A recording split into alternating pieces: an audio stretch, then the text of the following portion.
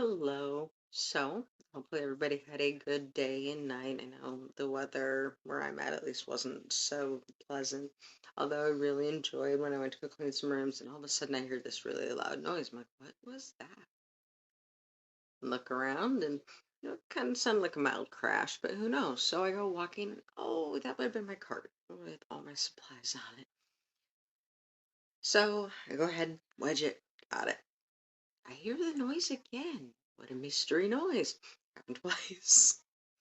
So, you would think that I would have figured out by then. Thought that I had it rigged up right, and this time I tried wedging a towel under it like I've done in the past, and yeah, it still flipped third time. The wind was pretty fun. And by the time I got the rope out the fourth time, it just got a little jankety and weird and kind of went on its own little mission. So then I just realized that it was much easier for me to run back and forth like a mad woman because I'm not very good at trying to figure out apparently wheels and schematics, little things like that. It was I'm over this weather. I feel like it's so bipolar that it just doesn't know what it wants to do, and it's not its fault. It just doesn't know what the hell it wants to do. Man, I need it just to be normal for I don't know. I would say 5 minutes, but it does do that, and it goes to hell on wheels. So seems everywhere you live, there's just something back and forth. They're nasty weather. But it'll eventually end, I suppose, with it. Okay, so for my readings for today, I have.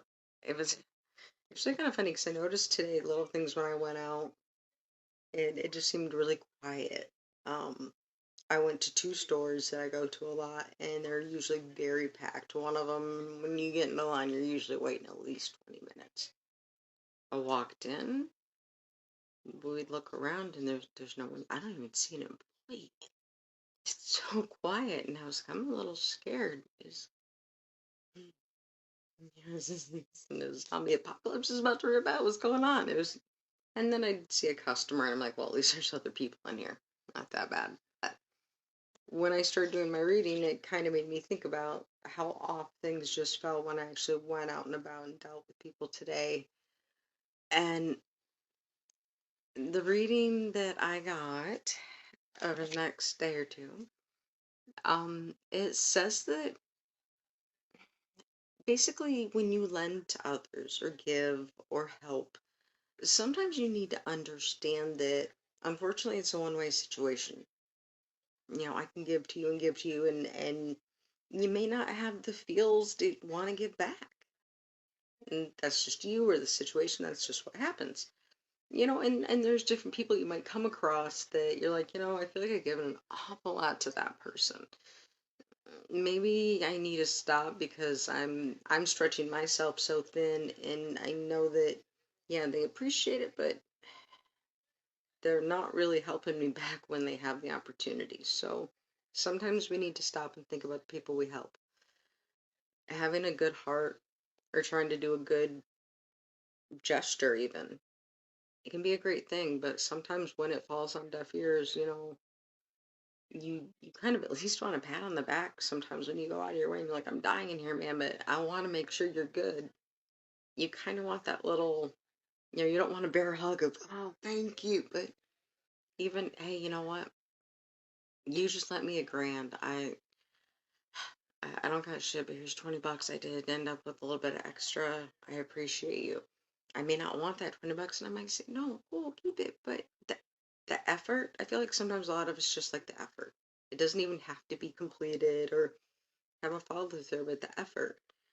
And a lot of times we may have that take advantage of us. And that was where the second card kind of got me. Illusions and secrets.